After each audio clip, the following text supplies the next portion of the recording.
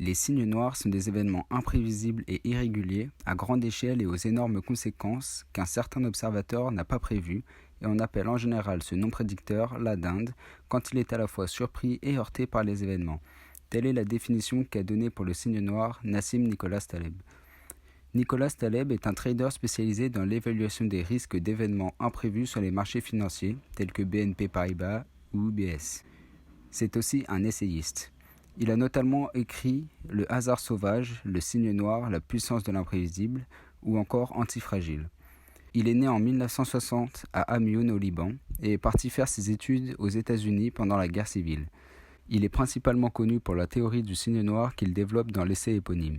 Il a obtenu nombre de diplômes, notamment en philosophie, mathématiques, administration des affaires ainsi qu'en sciences de gestion. La théorie du signe noir est une théorie qui définit l'existence d'événements signes noirs qui, selon Taleb, ont un rôle majeur dans l'histoire. Elle tire son nom de la croyance populaire et scientifique de l'époque qui concluait que, puisqu'aucun signe noir n'avait été observé, tous les signes étaient blancs, jusqu'à ce qu'on en découvre un noir. Ainsi, les événements signes noirs sont reconnaissables via 3 grands critères.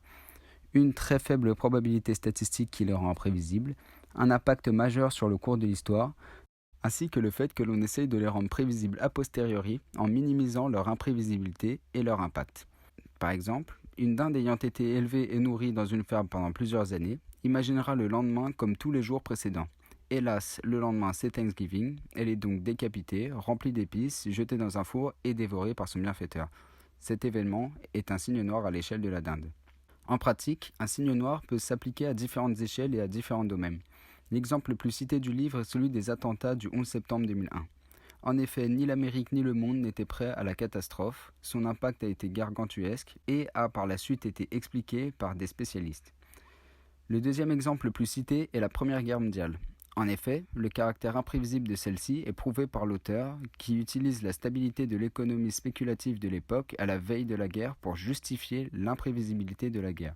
Elle a eu un énorme impact et a ensuite été rendue prévisible par une montée de tension qui ne s'était presque pas faite ressentir. Bien évidemment, un signe noir peut être également positif, comme les avancées technologiques ou médicales. Un signe noir est donc un événement que les modèles statistiques et les événements du passé rendent imprévisibles. Il a un énorme impact, souvent au niveau mondial, et est un moteur principal de l'histoire. Cependant, les hommes l'expliquent par tout un tas d'événements qui concordent pour la survenue du signe noir. Taleb se sert de cette théorie pour critiquer la tendance qu'ont les humains à trop se reposer sur le passé pour prédire l'avenir.